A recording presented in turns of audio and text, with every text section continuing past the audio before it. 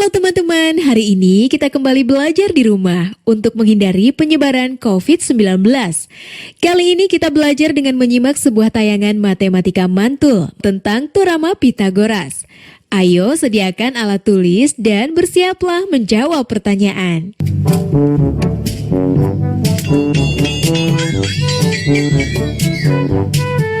Ilman, penting juga kamu. Iya, sorry ya, telat. Udah aku siapin nih bahan-bahan bikin layangan. Mana? Ini kamu potong ya, jadi 4 bagian nih. Yang 2 42 cm, yang 2 lagi menjadi 48 cm. Oke.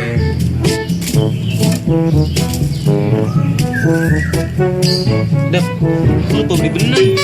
Lah kok bisa lupa? Ya udah suruh beli dah.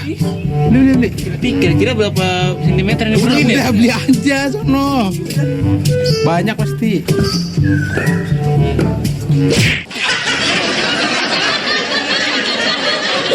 Halo sahabat edukasi, bagaimana?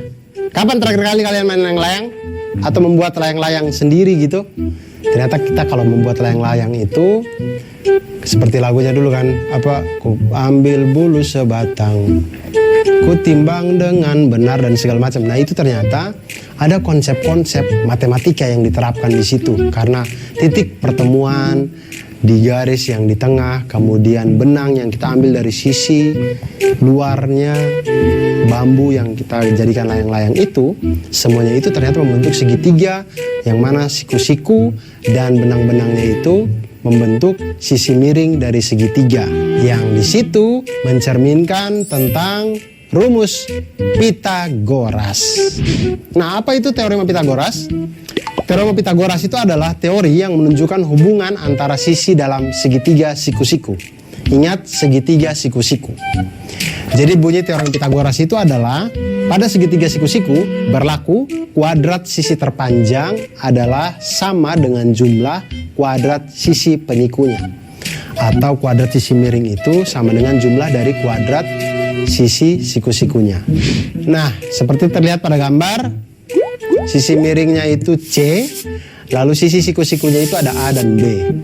Maka sesuai dengan rumus Pitagoras didapatkan bahwa C kuadrat sama dengan A kuadrat ditambah dengan B kuadrat.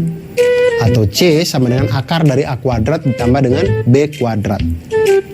Hal yang sama bisa kita lakukan dengan yang lain, jadinya dengan hubungan itu kita bisa lihat bahwa A kuadrat sama dengan C kuadrat dikurangi dengan B kuadrat, atau A sama dengan akar dari C kuadrat dikurangi dengan B kuadrat.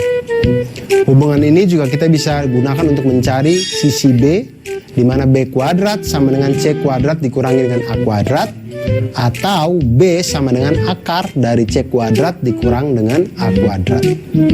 Nah, dengan menggunakan teorema Pitagoras kita dapat menentukan panjang sebuah sisi pada segitiga siku-siku jika panjang dua sisi yang lainnya diketahui, atau kita bisa menentukan panjang sisi yang lain ketika dua panjang sisi yang lainnya diketahui. Nah, sekarang kita lihat ke masalah dari teman-teman kita tadi. Mereka ingin membuat layang-layang.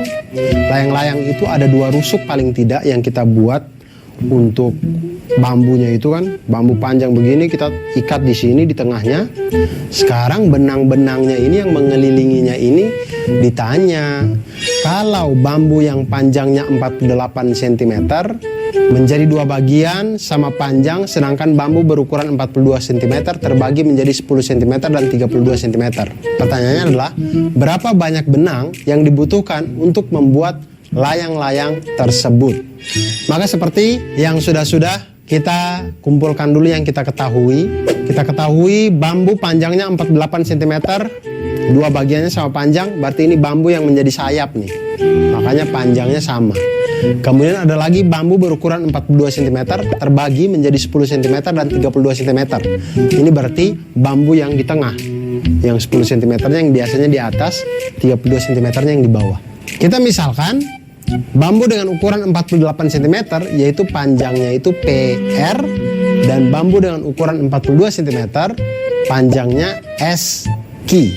Nah, untuk menghitung panjang benang minimum yang diperlukan untuk membuat layang-layang ini, itu sebenarnya kita sedang menghitung keliling dari layang-layang PQRS, di mana keempat sisi yang ada itu kita jumlahkan.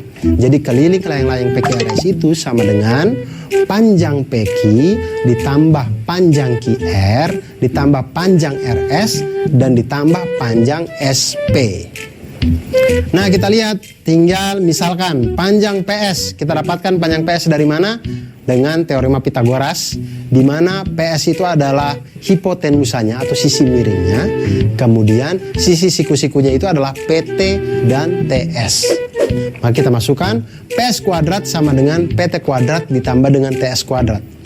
Sama dengan 24 kuadrat tambah 10 kuadrat.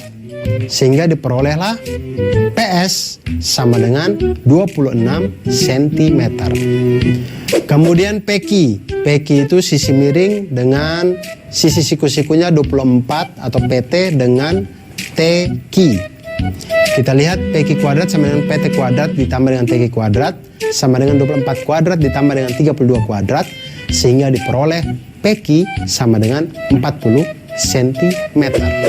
Maka keliling layang-layang PQRS itu sama dengan 2 kali 26 cm ditambah dengan 40 cm. Sama dengan 132 cm. Jadi banyaknya atau panjang minimum benang yang kita butuhkan untuk membuat layang-layang PQRS adalah 132 cm. Nah, sahabat edukasi, itu tadi pengawalan tentang Pitagoras. Ternyata dari Pitagoras kita bisa menghitung atau kita bisa mengetahui hubungan antar sisi-sisi di dalam sebuah segitiga siku-siku. Dari Pitagoras juga kita akan belajar tentang banyak hal, dan dengan ilmu matematika kita menjadi insan yang lebih baik dan insan yang mantul. Manfaat betul. Bagaimana teman-teman setelah menyimak tayangan tadi? Mari kita bersama-sama menjawab pertanyaan berikut ini.